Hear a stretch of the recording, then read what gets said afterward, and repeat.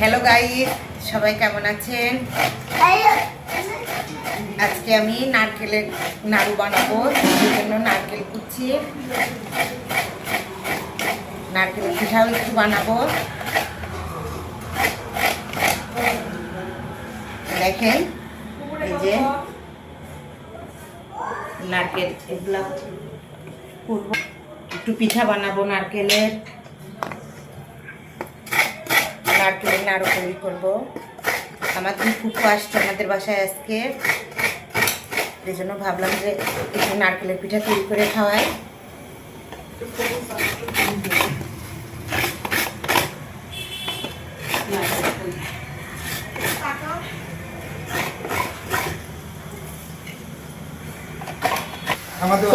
এটা হচ্ছে আমার ছোট ফুফু, আমার বাবার সবচেয়ে ছোট বোন, এরপরে আর কিছু নাই।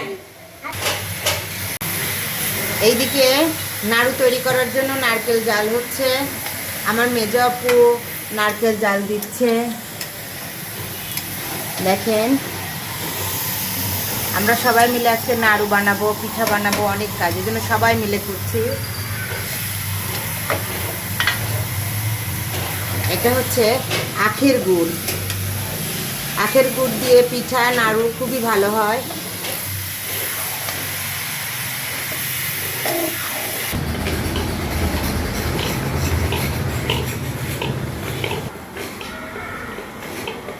আমার ছোট পুপু দেখেন নারকেল কাটছে এখন, আর আমি এই পাশে নারকেলের উপরে আঁশগুলা ছাড়াচ্ছি, কারণ এগুলা থাকলে নারকেল ময়লা হয়ে যায়, উপরের এই আঁশগুলা পড়লে নারকেল ময়লা হয়ে যায়, ময়লা দেখা যায়।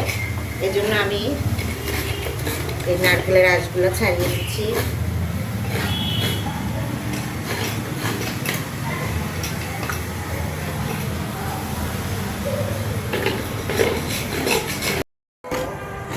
নারকেল জাল শেষে এখন নাড়ু তৈরি করা হচ্ছে, সবাই মিলে আমরা নাড়ু তৈরি করছি। যাদের যাদের হাত দেখছেন নাড়ু তৈরি করছে, তাদের মধ্যে একজন হচ্ছে আমার মা, হচ্ছে আমার মেয়ে, আর একজন হচ্ছে আমার মেজ আপা। দেখেন কি সুন্দর করে নাড়ু তৈরি করছে।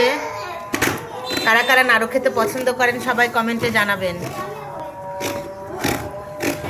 আজকে আমাদের এখানে দুপুরে পর ভীষণ ঝড় বৃষ্টি, ঝড়ে অনেক আম পড়ে গেছে আমাদের।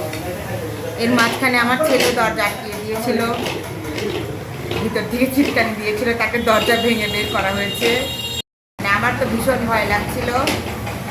আমার ছেলে ভিতরে অনেক কান্নাকাটি করছিল, কান্না করতে করতে হারিয়ে গিয়েছিল। পরে অবশেষে আপনাদের ভাইয়া সবাই মিলে সবার সহযোগিতায় আমার ছেলেকে দরজা ভেঙে বের করা হয়েছে। এখন আল্লাহর রহমতে আমার ছেলে অনেক ভালো আছে, সুস্থ আছে। সবাই আমার ছেলের জন্য দোয়া করবেন, সবাই ভালো থাকবেন। আল্লাহ হাফেজ।